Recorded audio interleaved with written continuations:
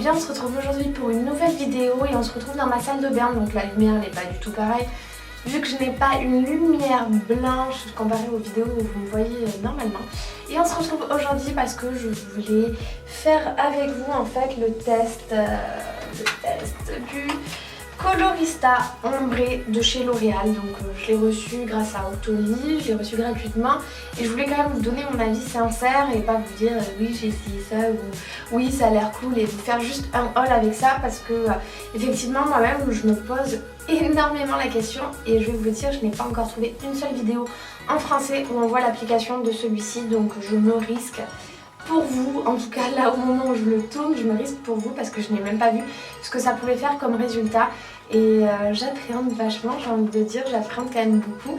Je me dis de toute manière bientôt j'ai envie de me couper les cheveux très courts, donc au pire j'aurai les cheveux coupés, on ne me verra plus, donc c'est pas bien grave, je me tente là-dessus et puis je pourrais me faire mon propre avis pour la suite si je referai ce type de coloration ou pas. Donc c'est une coloration ombrée qui éclaircit les longueurs pour un effet dégradé lumineux style tie and dye et j'espère que je vais réussir à faire la même chose.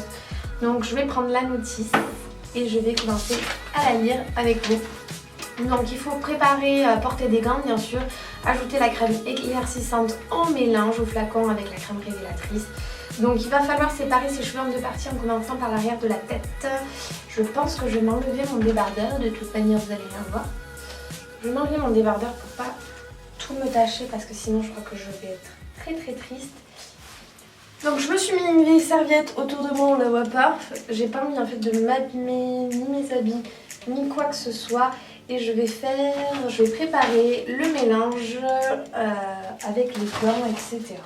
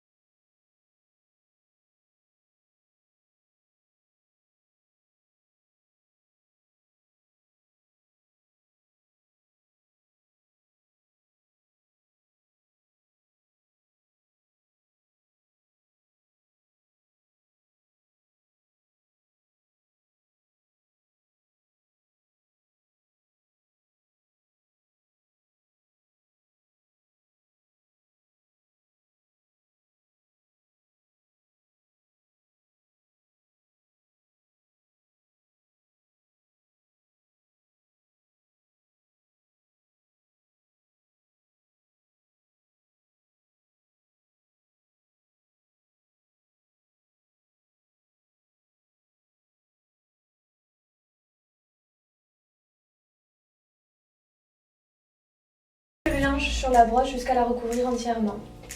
Commencez par appliquer la couleur entre l'oreille et le menton.